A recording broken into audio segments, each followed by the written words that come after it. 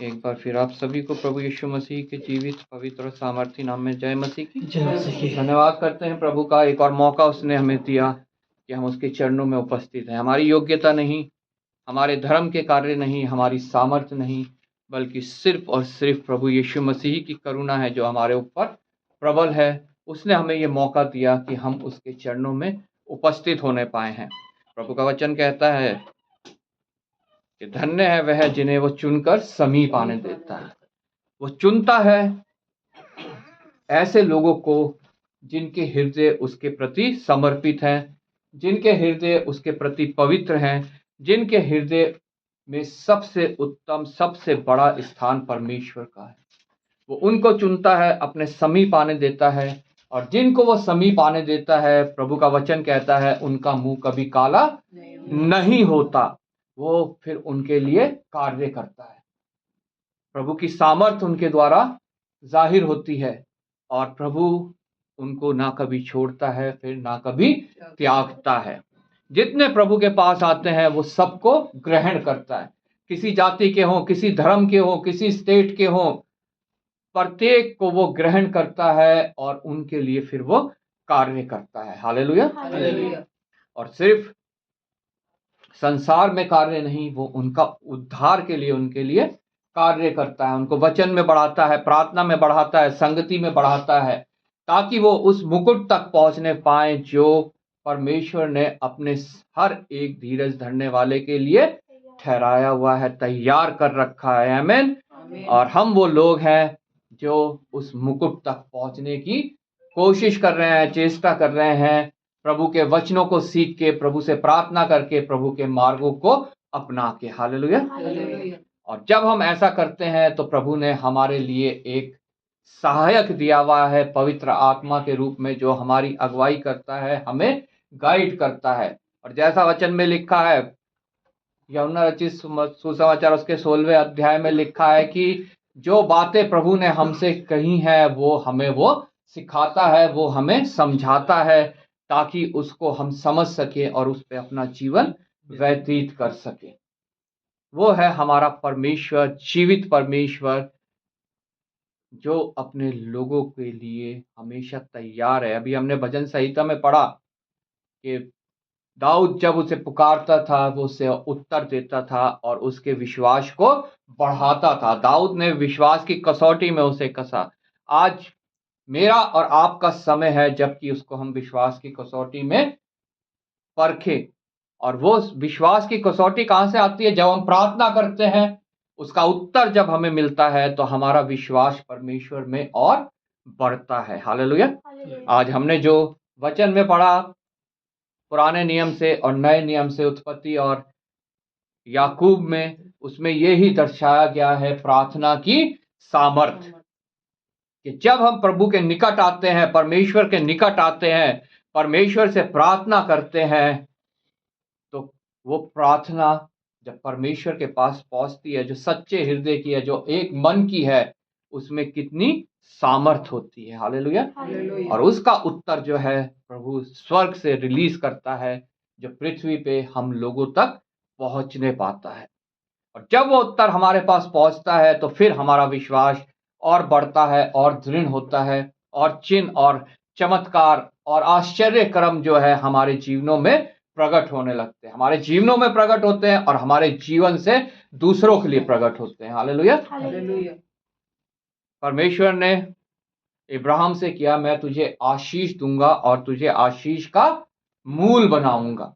आज वह मुझसे, आप लोगों से, सबसे ये कह रहा है कि मैं तुम्हें आशीष दूंगा और तुम्हें आशीष का मूल बनाऊंगा, जो दूसरे लोगों के जीवनों में को आशीषित करेंगे। हालेलुया। हमारे आस पड़ोस को आशीषित करेंगे, हमारे जहाँ कार्य करते हैं वहां पे लोगों को आशीषित करेंगे, जहां पढ़ते हैं वहां पे लोगों को आशीषित करेंगे।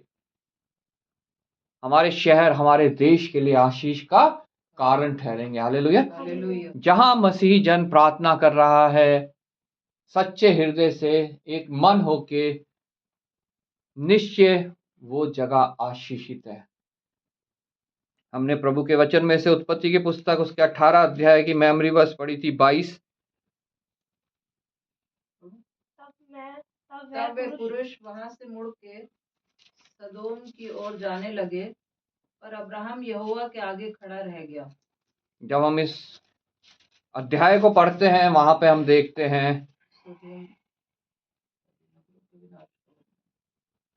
सदोम, जहां पे बहुत पाप बढ़ गया था, जहां पे प्रभु परमेश्वर का इनकार था, प्रभु को लोग ग्रहण नहीं करते थे और सारी बातें जो है परमेश्वर के विरोध की थी। परमेश्वर उस जगह को नाश करने को था। हम योना की कहानी में पढ़ते हैं, योना को नीनवे भेजा लेकिन वो नहीं गया, वो तर्शीश को चला गया, लेकिन नीनवे में पाप बढ़ गया था और परमेश्वर उसको नाश करने पे था। लेकिन प्रभु ने अपने दास को वहां भेजा और जब प्रभु का वचन वहां पे प्रचार किया गया, जब प्रभु का बातें वहां पे बताई गई, तो वहां के राजा ने और प्रजा के समेत और जानवरों के समेत, यहां तक लिखा है, टाट ओढ़ा, पश्चाताप किया और वो शहर बचाया गया जो नाश होने वाला था। क्योंकि वहां के लोगों के हृदय परिवर्तन हुआ, क्योंकि वहां पे लोगों ने परमेश्वर के वचन को ग्रहण किया, समझा, उस पर विश्वास किया और परमेश्वर को अपना उद्धारकर्ता करके ग्रहण किया। अगर योना वहां नहीं पहुंच पाता तो वो शहर कभी भी बच नहीं पाता और सब कुछ वहां पे नाश हो जाता। योना डरता था वहां जाने के लिए, क्योंकि वहां के लोग बहुत दुष्ट थे। वो सोचता था कि मेरे को मार देंगे, मैं वहां प्रभु के वचन को सुनाऊंगा तो वो लोग मेरे को मार देंगे। और उसको ये भी डर था कि प्रभु उनको, अगर उन्होंने पश्चाताप किया तो प्रभु उनको दंड नहीं देगा, और वो नहीं चाहता था कि वो लोग बचे। आज मनुष्य के हृदय में ये बातें आती हैं कि मैं तो बच गया हूं, दूसरा तो बहुत दुष्ट है, उसको दंड मिलना चाहिए, वो ना बचे, और हम प्रभु की बातें उस तक नहीं पहुंचाते हैं।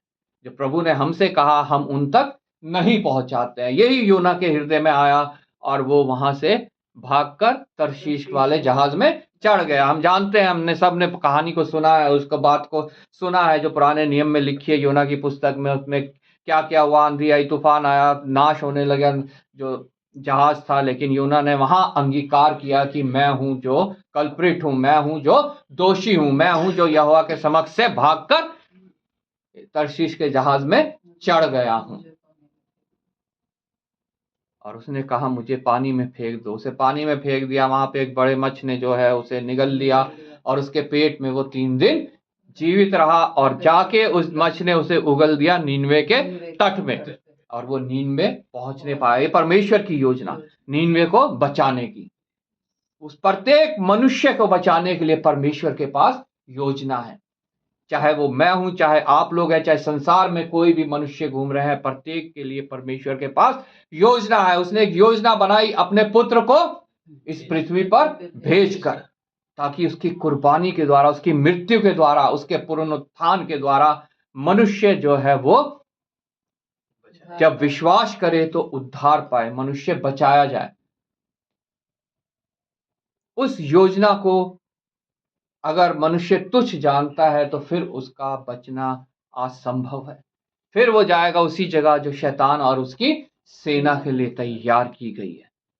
आज मैं और यहां आप क्यों उपस्थित हैं? क्योंकि हम प्रभु के वचनों को समझे, प्रभु के वचनों को जाने और अपने जीवन में उसको लागू करें और हम लोग बचाए जाएं।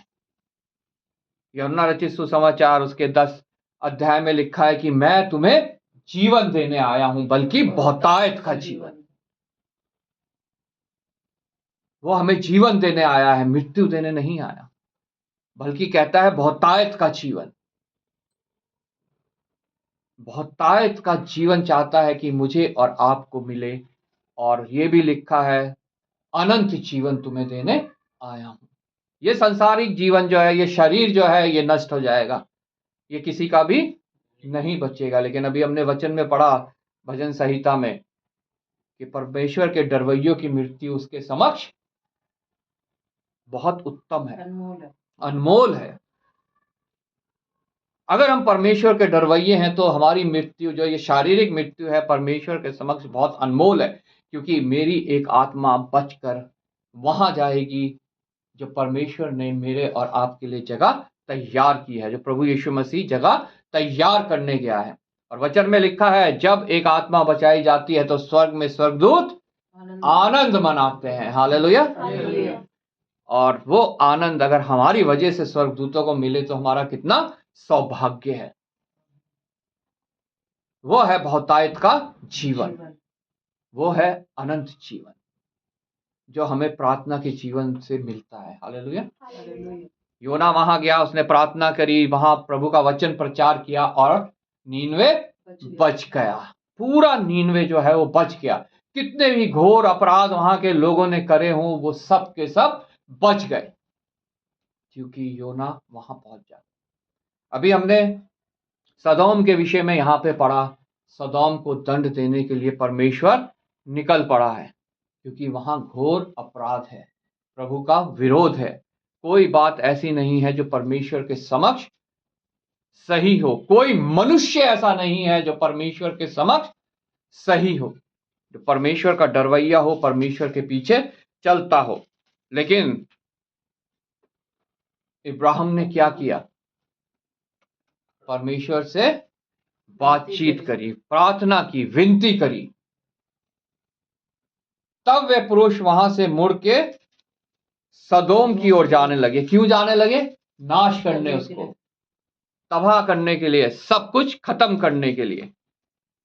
आज अगर हमारे जीवन में भी परमेश्वर नहीं है तो हमारे जीवन में भी नाश है, हमारे जीवन भी खत्म है, हमारा जीवन भी नरक में है। हालेलुया। हालेलुया। लेकिन अब्राहम यहोवा के आगे खड़ा रह गया। इसका क्या मतलब है? अब्राहम यहोवा के आगे खड़ा रह गया प्रार्थना करने के लिए। आज हमें कुछ अपने जीवन में गड़बड़ नजर आती है, अपने परिवार में कुछ गड़बड़ नजर आती है, अपने आस पड़ोस में, अपने कार्य के स्थान में, अपने शहर, अपने देश में अपने कुछ गड़बड़ नजर आती है, परमेश्वर के विरोध की बातें नजर आती हैं, तो हमें परमेश्वर के आगे खड़ा होना है। हालेलुया। हालेलुया। हमें यह अधिकार है कि हम परमेश्वर के आगे खड़े हो सकें, हम उनके लिए विनती कर सकें, हम उनके लिए प्रार्थना कर सकें कि हे प्रभु उनको बचा ले। यहां पे इब्राहिम ने ऐसा ही किया, नेगोशिएशन भी किया उसने परमेश्वर के साथ, मोल भाव। अगर 50 है तो क्या तब भी तू मार देगा? 45 है तब भी मार देगा? 30 है तब भी मार देगा? 10 तक पहुंच गया, लेकिन वहां पर 10 भी परमेश्वर के डरवैये नहीं मिले। अब्राहम ने प्रार्थना की, लेकिन वहां पर परमेश्वर को 10 भी ऐसे नहीं मिले, क्योंकि वहां का पाप बहुत घोर था, बहुत भर चुका था। नीनवे के लोगों ने पश्चाताप किया, बचाए गए, लेकिन सदोम के लोगों ने पश्चाताप नहीं किया और वो नाश किए गए। ये हम प्रत्येक इंडिविजुअल की भी गाथा है, व्यथा है। हमारे जीवन में भी हमें जांचना है इन बातों को। क्या हम परमेश्वर की ओर मुड़ के बचाए जाने वाले लोग हैं, या परमेश्वर हमारे अंदर कोई भी ऐसी बात नहीं पाता है जो परमेश्वर के योग्य है, परमेश्वर के हम डरवैये हैं, या हम लोग परमेश्वर के समक्ष उपस्थित रहते हैं कि नहीं रहते हैं। परमेश्वर ने हमारे आगे 2 मार्ग रखे हैं, मृत्यु और जीवन। किसी के ऊपर थोपा नहीं जाता है मृत्यु या जीवन। हमारे को ये निर्णय लेने का अधिकार है। हमारे को प्रभु ने अपने स्वरूप और समानता में बनाया है, हमें सोचने समझने की बुद्धि दी है, और सबसे बढ़कर हमें ये वचन दिए हैं, और इन वचनों को समझने के लिए हमें अपनी आत्मा दी है। हालेलुया। ताकि हम इन वचनों को पढ़ें, समझें और फिर हम निर्णय लेने पाए। जितने लोग निर्णय ले लेते हैं सही, परमेश्वर उनका साथ है, उन्हें बचाता है। जो नहीं लेते हैं उनके ऊपर थोपता नहीं है। अब निर्णय मेरा है, मैं कौन से द्वार को, कौन से मार्ग को चुनता हूं। एक मार्ग है चौड़ा भव्य मार्ग, आनंद वहां नजर आता है, चकाचौंध नजर आती है, भोग विलास नजर आता है। वहां पे उस मार्ग में जब हम चलते हैं तो हम सोचते हैं हमारा ये शारीरिक जीवन बहुत आनंद उठा रहा है।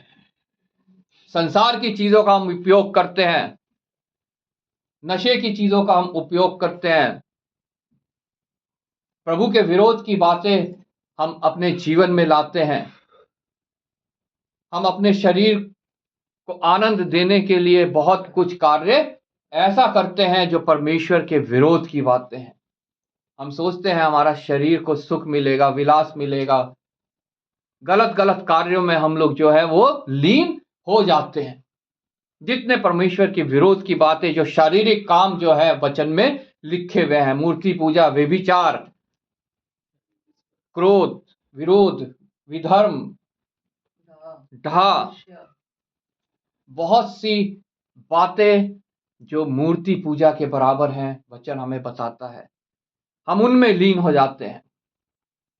हम प्रभु की आत्मा को छोड़कर हम नशे की आत्मा में जकड़ लिए जाते हैं। वो शैतान का कार्य है। शैतान हमारे को प्रलोभन देता है, हमारे को इन बातों में आनंद देता है जो सिर्फ कुछ समय का है और एक दिन वो मिट जाएगा जब ये शरीर खत्म होगा और हम उस अनंत आग में जाएंगे जहां फिर कोई भी हमें आनंद मिलने वाला नहीं है। वो मार्ग, चौड़ा मार्ग, आनंद देने वाला मार्ग, शैतानी मार्ग।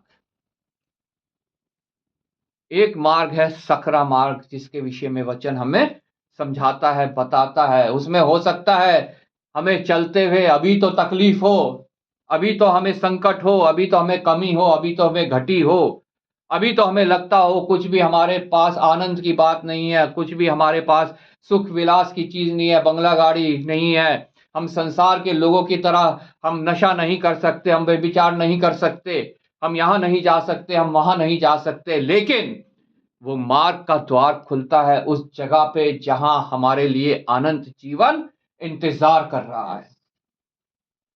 चुनाव मेरा है, चुनाव आप लोगों का है, चुनाव प्रत्येक मनुष्य का है। परमेश्वर ने सबके लिए इंतजाम किया है। 3:16 में, यूहन्ना 3:16 पे, जो कोई उस पे विश्वास करेगा वो नाश नहीं होगा परंतु अनंत जीवन पाएगा। वो चाहे मैं हूं, चाहे आप लोग हैं, संसार का कोई भी मनुष्य है, सबके लिए वो इनविटेशन है। उस इनविटेशन को जो स्वीकार करता है निश्चय उसे बहुतायत का जीवन मिलता है, अनंत जीवन मिलता है। लेकिन जो उसका इनकार करता है वो सदोम की तरह नाश हो जाता है। आज मेरे को आपको ये फैसला करना है, हमें सदोम की तरह नाश होना है कि हमें अनंत जीवन प्राप्त करना है। नीनवे की तरह अपना हृदय परिवर्तन करके, हमने गाना गीत गाया, जो कोई मसीह में है वो है एक नई सृष्टि। 2 कुरिन्थियों 5वें अध्याय से लिया गया है। वो जो अब प्रभु में है वो है एक नई सृष्टि। पुरानी बातें देखो, पुरानी बातें बीत गई, अब सब कुछ नया हो गया। नीनवे की पुरानी बातें सब बीत गई, भुला दी गई। जितने उसने पाप किए, जितने उतने गुनाह किए, जो कुछ वहां पे दुष्टता हुई, सब कुछ भुला दी गई, क्योंकि उन्होंने प्रभु को ग्रहण किया। वो एक नई सृष्टि बन गए और उनको क्षमा किया गया। हालेलुया। लेकिन सदोम ने ऐसा नहीं किया। एक नीनवे एक मनुष्य को दर्शाता है, एक सदोम एक मनुष्य को दर्शाता है। एक ने पापों को अंगीकार किया, माना, पश्चाताप किया और नई सृष्टि बना और बचाया गया। और एक ने, सदोम ने, अपने पापों का अंगीकार नहीं किया, उससे मन नहीं फिराया और नाश हुआ। हालेलुया। आज मेरे को आपको अपने आप को जांचने की आवश्यकता है, क्या मैं नीनवे हूं या मैं सदोम हूं। बहुत दुष्टता, दोनों में बहुत दुष्टता थी। आज प्रत्येक मनुष्य में दुष्टता है। प्रत्येक मनुष्य परमेश्वर की महिमा से रहित है, क्योंकि प्रत्येक मनुष्य पापी है। हालेलुया। वचन हमें बताता है एक भी नहीं, एक भी मनुष्य ऐसा नहीं जो धर्मी है, जिसने पाप ना किया हो। लेकिन उपाय परमेश्वर के पास मानना मेरा और आपके पास। परमेश्वर ने उपाय कर दिया है प्रत्येक मनुष्य को बचाने के लिए। वो मानना हमारे ऊपर है, हम उस उपाय को मानते हैं कि नहीं मानते हैं। जीवित वचन हमारे हाथ में है, जो सत्य है, जो सामर्थ्य है, जो अपना कार्य करते हैं। और जितने इसको मानते हैं, इस पे चलते हैं, परमेश्वर ने उनके लिए मुकुट तैयार कर रखा है। हालेलुया। उनके लिए हालेलुया। जगह तैयार कर रखी है कि एक दिन वो वहां आए और वहां पर अनंत काल के लिए परमेश्वर के समक्ष रहें। लिखा है वहां ना आंसू होंगे, ना दुख होगा, ना दर्द होगा, ना भूख होगी, ना प्यास होएगी। प्रकाशित वाक्य में आनंद ही आनंद। आनंद ही आनंद है। आज अगर हम बचाए गए हैं तो हम यहां रो सकते हैं, अपने प्रार्थना कर सकते हैं अपने उन जनों के लिए जो अभी तक दुष्टता में फंसे हुए हैं, जैसे इब्राहिम ने प्रार्थना करी, जैसे याकूब की पत्री में हमने पढ़ा कि धर्मी जन की प्रार्थना से बहुत कुछ हो सकता है। हालेलुया। चंगाई मिल सकती है, पाप क्षमा हो सकते हैं, मनुष्य बच सकता है। आज इस पृथ्वी पर रहते हुए हमारे पास समय है कि हम उन लोगों के लिए प्रार्थना करें जो अभी तक दुष्टता में फंसे हुए हैं। आज वो समय है जब हम उनके लिए दुखी हो, हम उनके लिए रोएं। देख, क्योंकि स्वर्ग में जाके कोई आंसू नहीं होगा, कोई दुख नहीं होगा। हम नहीं वहां पे कह सकते कि हाय मेरा वो नरक में चला गया। वहां दुखी नहीं हो सकते, क्योंकि वहां पे वो चीजें है ही नहीं। वो इस पृथ्वी पे है। यहां रह के हम दुखी हो सकते हैं, आंसू बहा सकते हैं, प्रार्थना कर सकते हैं। हमने याकूब की पत्री में पढ़ा, मेमोरी वर्स, इसलिए तुम आपस में एक दूसरे के सामने अपने अपने पापों को मान लो और एक दूसरे के लिए प्रार्थना करो, जिससे चंगे हो जाओ। धर्मी जन की प्रार्थना के प्रभाव से बहुत कुछ हो सकता है। इसलिए तुम आपस में एक दूसरे के सामने अपने अपने पापों को मान लो। पापों को मानना क्यों आवश्यक है? ताकि दूसरा जन उसके लिए प्रार्थना कर सके कि उसने ये पाप किया है, प्रभु ये पाप उसके जीवन से दूर कर, उसको क्षमा कर, उसको अपने चरणों में लेके आ। हम उसके लिए, अगर हम प्रार्थना करने वाला हमारा जीवन है, तो बहुत आवश्यक है कि हम दूसरों के लिए प्रार्थना करें और एक दूसरे के लिए प्रार्थना करो, जिससे चंगे हो जाओ। चंगे सिर्फ ये शारीरिक चंगाई के विषय में वचन हमें नहीं बताता है। चंगाई हमारी आत्मिक चंगाई। शरीर सबका बीमार रहेगा, जब तक इस पृथ्वी पे है किसी के पास चंगाई नहीं है। ये पृथ्वी श्रापित है। आदम और हवा, हमारी आदि माता पिता ने पाप किया और पृथ्वी को श्राप मिला। और जो पृथ्वी के श्राप है, जो पृथ्वी पे मनुष्य पैदा हुए, उन सब के साथ जुड़े हैं। चाहे वो किसी जाति का, किसी धर्म का है, चाहे किसी को मानने वाला है। ये नहीं है कि अगर हम प्रभु यीशु मसीह को मानते हैं तो हमारे ऊपर दुख, तकलीफ, बीमारी, संकट, समस्या नहीं आएगी। आएगी, लेकिन प्रभु उसमें भी हमारे साथ है। हालेलुया। हालेलुया। हमें सहने की सामर्थ देगा और हमें उसका निकास बताएगा कि हमें कैसे हम उससे निकल सकते हैं। उसके पास प्रत्येक के लिए योजना है, उसके पास प्रत्येक के लिए प्रावधान है। अबे पिछले संडे मेरे को मेरी राइट आई से बिल्कुल कुछ नहीं दिख रहा था। इससे पहले बहुत दर्द था, रेडनेस थी, खुल भी नहीं पाती थी, और रोशनी में जो है मैं आंख को खोल भी बिल्कुल नहीं पाता था। लेकिन प्रभु के पास मेरे लिए एक प्रोविजन था। उसने मेरे को एक डॉक्टर के पास लेके गया। वहां पे उसने ऑपरेशन के लिए बोला। वो ऑपरेशन जिस दिन होना था, इस पिछले मंडे को, ऑपरेशन टेबल पे मेरे को लेटा दिया गया। लेकिन जब डॉक्टर ने आंख को देखा तो आंख के अंदर बहुत सूजन थी और मेरे को ऑपरेशन टेबल से उठा दिया कि अभी आपका ऑपरेशन नहीं हो सकता। ये सब परमेश्वर की ओर से संभव हुआ, क्योंकि अगर वो ऑपरेशन हो जाता तो मेरी आंख की रोशनी वापस नहीं आ पाती उस समय। लेकिन आज मेरे को इस आंख से बहुत ज्यादा जो है दिख नहीं रहा है, लेकिन फिर भी जो है बहुत बेहतर है, क्योंकि ये परमेश्वर की ओर से एक प्रोविजन है कि मेरी विजन को वापस लौटा के लेके आए। इसको मैं ये नहीं मानता कि मेरा ऑपरेशन नहीं हुआ, इसको ये मैं मानता हूं कि ये परमेश्वर की ओर से मेरे लिए एक प्रोविजन है, एक एक प्रबंध है कि मेरी आंख की रोशनी दोबारा से पूरी आने पाए। हालेलुया। और मैं परमेश्वर की महिमा करता हूँ, स्तुति करता हूँ कि वो मेरे को एक ऐसे डॉक्टर के पास लेके गया जिसने अच्छे से चेकअप किया और जिसने बिना लालच के जो है एक सिंसियर एडवाइस मेरे को दी। हालेलुया। ये सब परमेश्वर की ओर से होता है, ये प्रोविजन होता है। और जब उस प्रोविजन को हम मानते हैं, उस पर चलते हैं, तो वो चमत्कार हमारे जीवन में होता है जो परमेश्वर की ओर से हमारे जीवन में आता है। हालेलुया। प्रार्थना करो जिससे चंगे हो जाओ। हमारी आत्मा के लिए भी परमेश्वर के पास प्रोविजन है, उत्तम इंतजाम है, उसकी गुप्त मनोरथ है कि प्रत्येक मनुष्य जो है वो उद्धार को पाए, आत्मा की चंगाई पाए।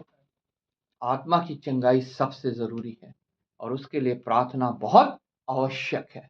इसलिए लिखा है, क्योंकि धर्मी जन की प्रार्थना के प्रभाव से बहुत कुछ हो सकता है।